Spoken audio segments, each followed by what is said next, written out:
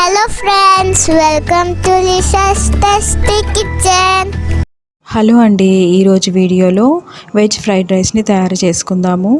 Fried రైస్ని మనం మామూలుగా మంచూరియాతో తింటుంటాం కదా, అలా కాకుండా ఆమ్లెట్తో ఒకసారి ట్రై చేయండి. ఇది చాలా టేస్టీగా ఉంటుంది ఈ కాంబినేషన్. అలాగే పిల్లలకు కూడా చాలా బాగా నచ్చుతుంది. నేను ఈ వీడియోలో చూపించే విధంగా ఫ్రైడ్ రైస్ని మీరు కూడా ట్రై చేయండి.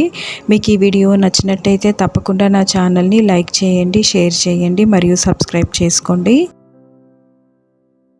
ముందుగా ఫ్రైడ్ రైస్ని తయారు చేసుకోవడానికి అన్నం వండుకొని పెట్టుకోవాలి. రెగ్యులర్గా వాడే రైస్ లేదంటే బాస్మతి రైస్తో అన్నం వండుకొని చల్లారబెట్టుకోవాలి. ఫ్రైడ్ రైస్కి అన్నం వేడిగా ఉండకూడదు, బాగా చల్లారిన అన్నంని యూస్ చేయాలి. అలాగే వెజిటేబుల్స్ని కూడా చాలా చిన్నగా తరిగి పెట్టుకోవాలి. నేను ఇక్కడ వెజిటేబుల్స్లో బీన్స్, క్యారెట్ని తీసుకున్నాను.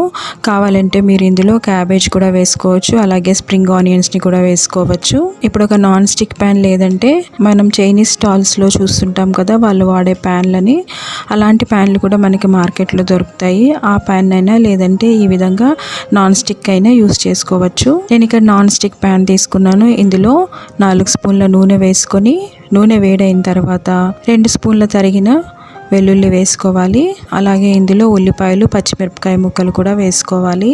ఉల్లిపాయలు, పచ్చిమిరపకాయలు కొద్దిగా వేగిన తర్వాత వెజిటేబుల్స్ని కూడా వేసుకొని కలుపుకోవాలి.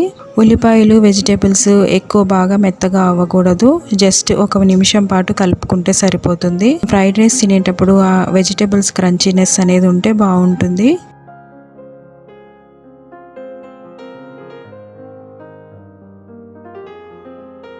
అలాగే ఇందులో ఉప్పు, కారం కూడా వేసుకొని కలుపుకోవాలి. కావాలంటే ఇందులో కొంచెం మిరియాల పొడి కూడా వేసుకొని కలుపుకోవచ్చు.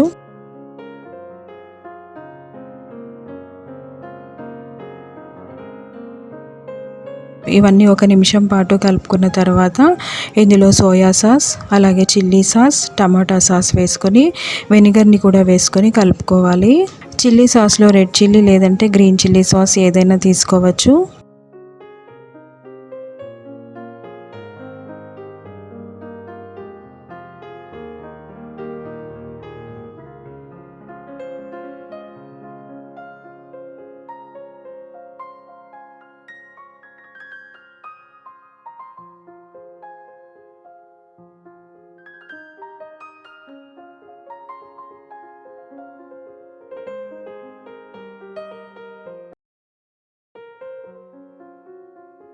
ఇవి కలుపుకున్న తర్వాత ఇప్పుడు ఇందులో అన్నం వేసుకొని హై ఫ్లేమ్ మీద పెట్టుకొని కలుపుకోవాలి.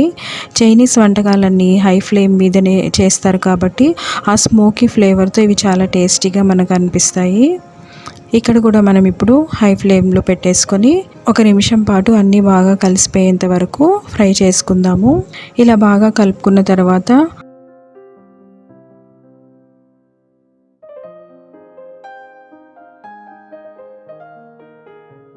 ఉప్పు, కారం అన్నీ కరెక్ట్గా ఉన్నాయో లేదో చూసుకొని అవసరం అనిపిస్తే ఇంకొంచెం యాడ్ చేసుకోవాలి. ఇప్పుడు చివరగా దించే ముందు కొద్దిగా మిరియాల పొడి, అలాగే స్ప్రింగ్ ఆనియన్స్ లేదంటే కొత్తిమీర వేసుకొని కలుపుకోవాలి.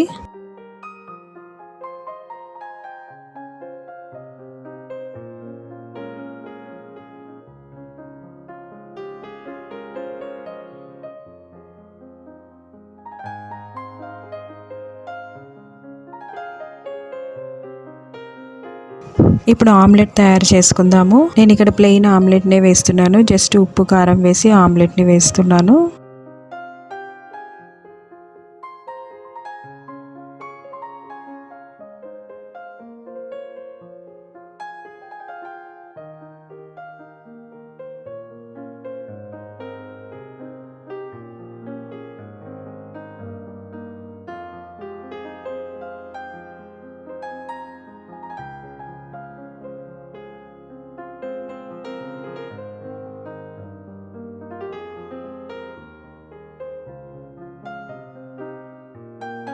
ఇప్పుడు సర్వ్ చేసుకుందాము.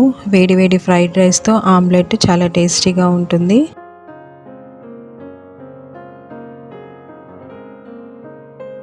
అంతే, ఎంతో టేస్టీగా ఉండే ఫ్రైడ్ రైస్ అలాగే ఆమ్లెట్ రెడీ అయిపోయాయి. How you guys enjoyed our video? Don't forget to subscribe, like and share.